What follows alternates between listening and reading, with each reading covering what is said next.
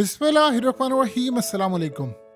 क्या कमाल दौर में हम जी रहे हैं कि टाइम ऐसा भी आना था कि जब अमेरिका में इसराइल के डिफेंस मिनिस्टर को बुलाकर ये बात कही जाए कि तुम लोग पागल हो चुके हो, तुम पूरा मिडिल ईस्ट, पूरा वर्ल्ड जलाकर आग कर देना चाहते हो और तुम वो जंग लड़ने के लिए जा रहे हो जो तुम लोग हार रहे हो। आज हम तुम्हें यहाँ पर लास्ट वार्निंग देने के लिए बुलाया है कि अगर तुम लोगों ने ये जंग छेड़ दी तो फिर इसके बाद पहली मर्तबा तारीख में होगा कि यहाँ पर लाखों लोग अपनी जानें गंवा देंगे, चाहे वो लिबनान में हो या इजराइल में हो, और इतना नुकसान होगा इसराइल का कि शायद हम सब मिलकर भी नहीं बचा पाएंगे। लिहाजा हम तुम्हें वार्निंग दे रहे हैं कि बातचीत कर लो। जब ये सारी सूरत हाल अमेरिका में 24 घंटे पहले हो रही थी तो आप इमेजिन करें तो उस वक्त हौसियों ने एक नया अजीबोगरीब मिसाइल इस वक्त दागा है, और उसके बाद जब ये मिसाइल दागा गया, इसराइल का शिप तबाह हुआ है, तो अमेरिका के फौजी अड्डे लपेटने की इस वक्त तैयारी हो गई है और पैगाम दे दिया गया है शाम से और इराक से अमेरिका को कि अड्डे उठाए निकल जाएं, वरना यहां पर बचेगा कुछ नहीं। ये सारी सूरत हाल समझ लें। हुआ ये है कि इसराइल के डिफेंस मिनिस्टर को हंगामी दौरे पर बुलाया है इस वक्त अमेरिका, और आप देखिए इस्तकबाल तो उन्होंने बड़ा जबरदस्त किया एज यूजुअल, आप जानते हैं उनकी ताकत। लेकिन हुआ ये है कि लॉयड ऑस्टिन जो पेंटागन के चीफ हैं, ये 3 स्टार जर्नल रह चुके हैं, टॉप लेवल के हैं, उनके पेंटागन के चीफ ने इनको बुलाया और कहा इनको कि आप ये जो काम करने के लिए जा रहे हैं ये ना करें। असल में उनके जो खास तौर पर डिफेंस मिनिस्टर था उसने कहा कि आप हमारे इस जंग में ओपनली साथ दें, ओपनली आए और हमला करें और पूरी तरह हमें हथियार दें, चीजें करें, हमने स्ट्राइक करना है लेबनान के ऊपर। उसने कहा कि टाइम इज रनिंग आउट, वक्त तेजी से खत्म हो रहा है, आप ये जो काम कर रहे हैं कि ये जंग ना करे, फलाना ना करे, ईरान एटमी ताकत बनने वाला है, वो तकरीबन बन चुका है। अगर हमने यहाँ पर हमला ना किया, जंग ना छेड़ा, तो ईरान एटमी ताकत बन जाएगा, ना फिर वो अमेरिका को छोड़ेगा ना इसराइल को छोड़ेगा। आप बैठे हुए हैं 10,000 किलोमीटर दूर, हमारी जान को खतरा ये है कि ईरान की प्रॉक्सी सर पर खड़ी है, हम उसका मुकाबला नहीं कर सकते। तो आप जो मर्जी करें, इमीडिएटली हमारी मदद करें, वरना हम जले तो पूरा मिडिल ईस्ट जल जाएगा, और अगर इसराइल के वजूद को खतरा हुआ तो फिर ये आग पूरी दुनिया में फैलेगी। अब आप इमेजिन करें, ये इसराइल का डिफेंस मिनिस्टर है और ये अमेरिका को वहां पर बैठ कर धमकी दी। अब अमेरिका का जरा सुनिए पेंटागन के चीफ ने क्या कहा। उसने कहा कि आपको अंदाजा नहीं है कि जो जंग आप छेड़ने के लिए जा रहे हैं ये अब तक की सबसे खतरनाक जंग है। हम आपको आखिरी दफा वार्न कर रहे हैं, आप लेबनान से बैठकर अपना मामला तय कर लें, ये हमास नहीं है। और उन्होंने बड़ा क्लियरली पेंटागन के चीफ ने कहा, उसने कहा कि अगर ये जंग छिड़ गई तो लाखों लोग मारे जाएंगे, दोनों साइड से, लेबनान से भी मारे जाएंगे और इसराइल से भी। आज तक इसराइल के लोगों को कुछ नहीं होता रहा और जब भी लड़ाई हुई है दूसरी साइड से मारी। उन्होंने कहा कि आपने जो हरकत की है, आप चाह रहे हैं कि आप फलस्तीन को खा जाएं, सारा कर ले, ऐसा नहीं होने वाला। उनको जीने का भी उतना ही हक है जितना आपको जीने का हक है। लिहाजा आप ये समझ रहे हैं कि आप वहां पर उनको मारेंगे। सारा वर्ल्ड इस वक्त हमारे खिलाफ हुआ पड़ा है, आप हमें कह रहे हैं कि हम इस जंग में कूदें। ये वो जंग है जो असल में हम जीत नहीं सकते और उसमें आपकी मदद नहीं कर सकते। सो लिहाजा आपसे हम बार बार कह रहे हैं कि ये बड़ी तबाही होने वाली है, आपकी भी बड़ी तबाही होगी और इतनी तबाही होगी कि अमेरिका आपको बचा नहीं पाएगा। हम आपको बार बार वार्न कर रहे हैं कि आप बैठकर मामला तय कर ले। अगर आपने बातचीत से मसला हल कर लिया तो ठीक है, वरना फिर इसराइल की जो तबाही होगी ये वो जंग है जिसमें आप जीत नहीं पाएंगे। रही बात ईरान की और बाकी ताकतों की, तो इस वक्त अमेरिका इस पोजीशन में नहीं है कि आपके साथ इस जंग में शिरकत कर सके। हमारा मेन फोकस इस वक्त यूक्रेन है, हमारा मेन फोकस इस वक्त रूस है जो वो पूरा इत्तेहाद बना रहा है, हमारा फोकस इस वक्त चाइना है। तो आपकी जंग में अगर हम कूदे तो हम वहां पर ग्रिप लूज कर जाएंगे और हमें खतरा ये है कि नेटो टूट जाएगी और यूरोप भी, हमारे जो इत्तेहादी एलाइज हैं, वो हमसे दूर हो जाएंगे। और साथ पेंटागन के चीफ लॉयड ऑस्टिन ने ये बात की, उसने कहा कि आप इस जंग में जाने वाले हैं जिस जंग में कामयाबी के इम्कानात ना होने के बराबर हैं, तो हम आपके साथ उस जंग में कैसे जाएं। हमारे जो फौजी अड्डे हैं वो इस वक्त निशाने पर हैं, हमारी फौजें निशाने पर हैं, मिडिल ईस्ट में सारी ग्रिप हमारी लूज हो जाएगी। और आप ये समझ रहे हैं कि हम इलेक्शन से पहले ये काम कर ले, ये काम बड़ा मुश्किल है। बेहतर ये है कि आप अपने मामला तय कर ले, वरना हम आपको वार्न कर रहे हैं कि अमेरिका इस जंग में आपकी मदद नहीं कर सकता, आपको बड़ा शदीद नुकसान होगा और उनके पास इतनी टेक्नोलॉजी है, इतने मिसाइल हैं कि हो सकता है हम आपको बचा ना पाए। अब आप इमेजिन करें कब आपने आखिरी दफा पेंटागन के चीफ से ऐसी गुफ्तगू सुनी थी। और मजे की बात यह है कि इसमें से बड़ी तादाद में तमाम चीजें मीडिया में पब्लिक कर दी गई और बताया गया कि भाई ये सूरत हाल है। हुआ क्या है, देखिए जनरल ब्राउन ने जब ये बात कही है कि भाई हम आपकी मदद नहीं कर सकते, उसके 24 घंटे के बाद इमीडिएटली आप सोचें कि इसराइल से अमेरिका का जो फासला है वो कोई थोड़ा है, कई हजार किलोमीटर दूर है।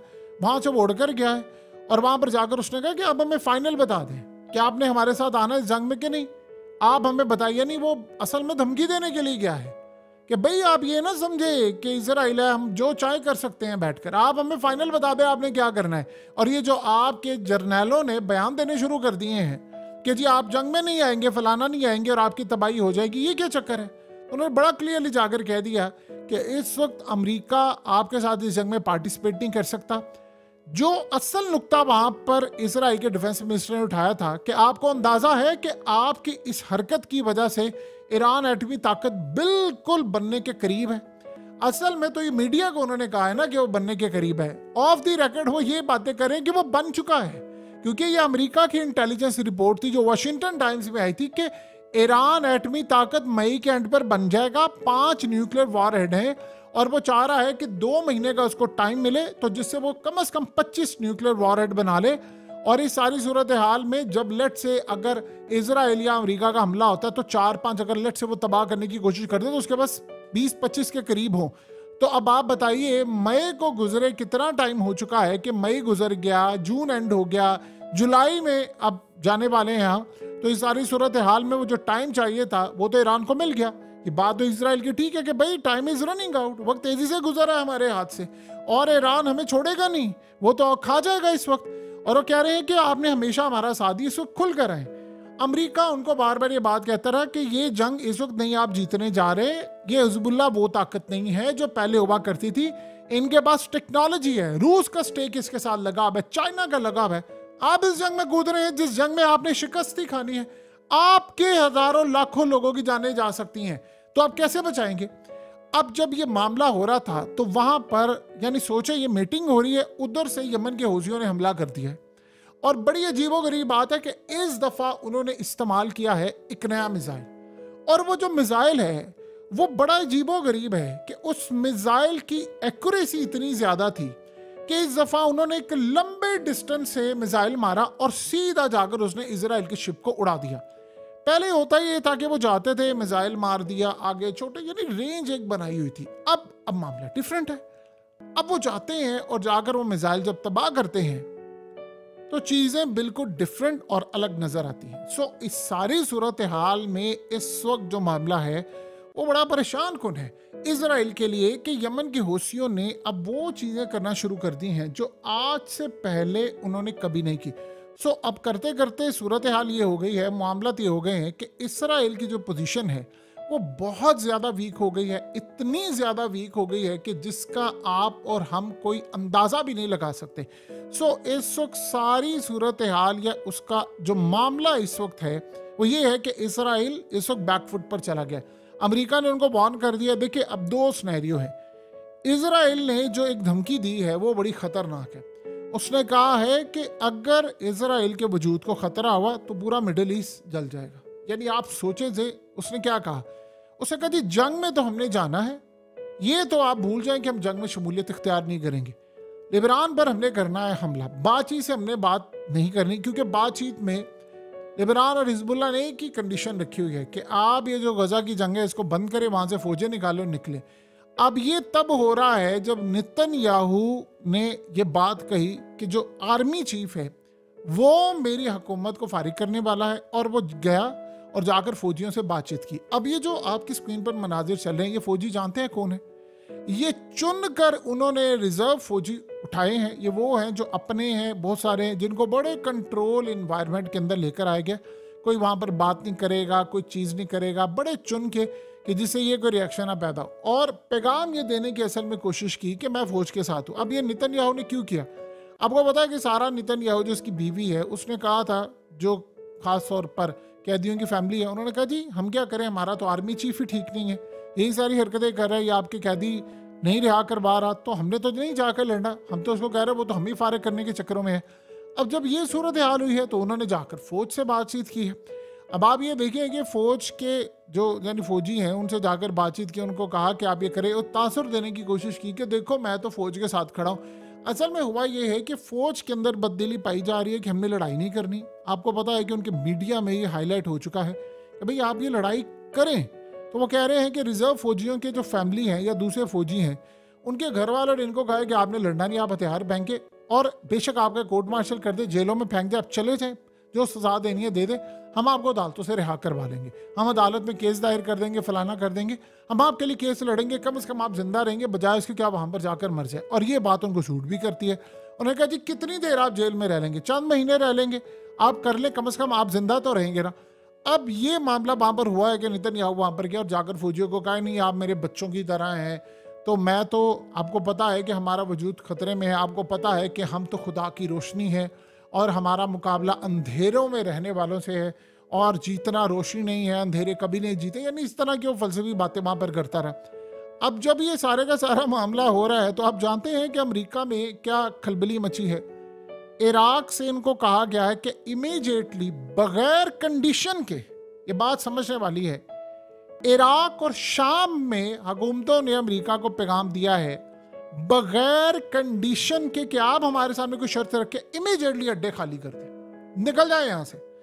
अगर आप यहां से नहीं निकलते तो फिर आप पर जो हमले होंगे वो आपको बर्दाश्त करना पड़ेंगे, तबाही आपको फेस करना पड़ेगी और इस सारी सूरत हाल में हम आपको किसी सूरत नहीं बचा पाएंगे।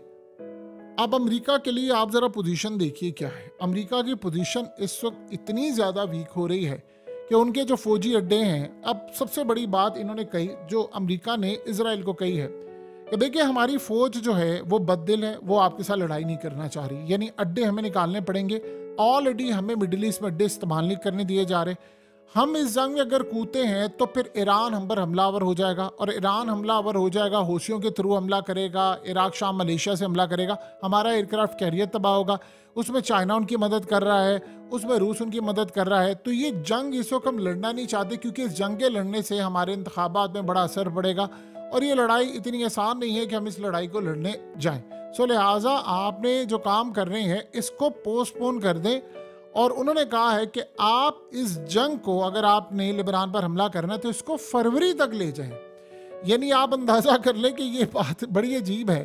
जब इन्होंने कही है कि आप फरवरी तक ले जाओ तो वो डिफेंस मिनिस्टर चीख रहा है, कहता तुम्हें नहीं पता कि वक्त कितनी तेजी से निकल रहा है, ईरान एटमी ताकत बन गया, तब तक तो बनकर हमारे सर पर नाचेगा, अमेरिका के वजूद को खतरा तो नहीं होगा, हमारे वजूद को खतरा होना शुरू हो जाएगा। तो तुम कह रहे हो कि हम फरवरी तक ले जाए, हम तो एक दिन भी इंतजार नहीं कर सकते जिस तरह उसकी प्रॉक्सीज हम पर हमला कर रही हैं, तो तुम हमें इतना लंबा इंतजार करवा रहे हो। अब वो इंतजार असल में इसलिए करवा रहे हैं कि इस वक्त उनके जो फौजी अड्डे हैं उनको फारिग करने की तैयारी है। और एक बड़ी अजीबोगरीब बात हुई है जो हैरान कुन है कि देखिए ईरान ने उन ममालिक के अंदर जहां पर अमेरिका के फौजी अड्डे हैं बावजूद इसके वो इस्तेमाल नहीं करे, उन पर तो हमला नहीं करना। हौसियों का कुछ पता नहीं, वो कर सकते हैं, इराक से हमला हो सकता है, शाम से हो सकता है, किसी को कुछ नहीं पता। और हुआ ये है कि ईरान ने इराक में और शाम में अपने जो ग्रुप्स हैं इतना उनको एक्टिव कर लिया है, उनको इतने एडवांस हथियार पहुंचा दिए हैं। ये जो ड्रोन्स आप अभी देख रहे हैं कि सारे उड़े हैं, वो ड्रोन्स वहां पर पहुंचा दिए गए हैं और वो अमेरिका का डिफेंस सिस्टम उसको मैनेज नहीं कर सकता। यही बात उसने कही है अमेरिका ने। आप सोचें पिछले 4-5 दिन से अमेरिका क्या खबरें दे रहा है। अमेरिका में आ रहा है कि आयरन डोम किसी सूरत इसराइल की हिफाजत नहीं कर सकता, ये इसराइल को नहीं बचा सकता, ना आयरन डोम बचा सकता है, ना पैट्रियट डिफेंस सिस्टम बचा सकता है। और हमें खतरा ये है कि अगर हिजबुल्लाह से आपकी लड़ाई होती है, लेबनान से होती है, तो वो आपके इंस्टॉलेशन पर हमला करेंगे। जैसे अब लेबनान ने ये कह दिया है कि हमने जो हमला करना है वो मुख्तलिफ जगहों पर करना है। नंबर 1 जो हम हमला करने के लिए जा रहे हैं वो इजराइल की पोजीशन को वीक करने के लिए काफ़ी है कि हम उनकी मिलिट्री तमाम इंस्टॉलेशन को उड़ा देंगे, आयरन डोम को उड़ा देंगे, उनकी फैसिलिटीज़ को उड़ा देंगे।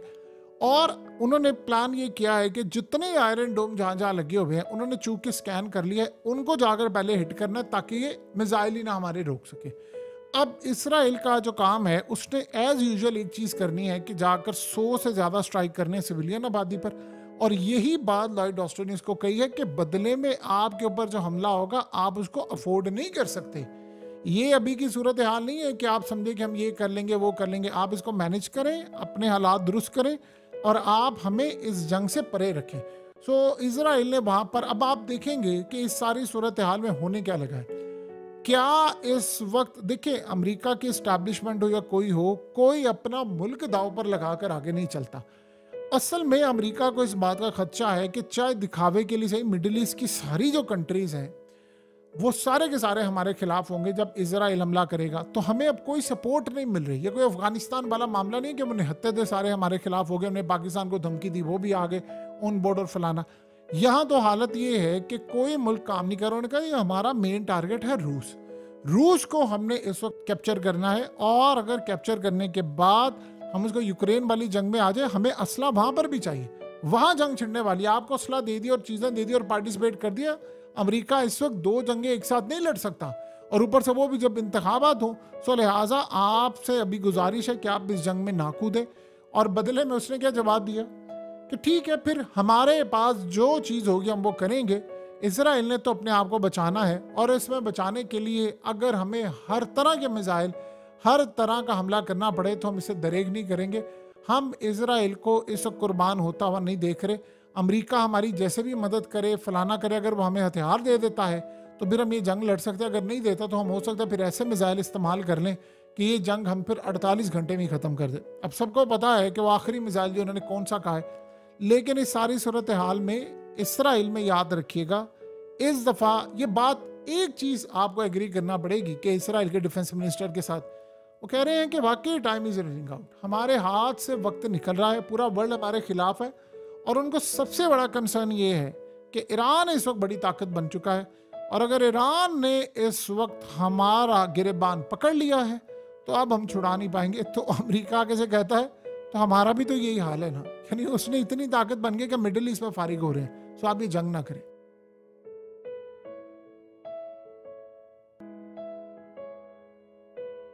हकीकत टीवी को सब्सक्राइब करना मत भूलें, वीडियो को लाइक करें, शेयर करें और कमेंट सेक्शन में अपनी राय का इजहार ज़रूर करें।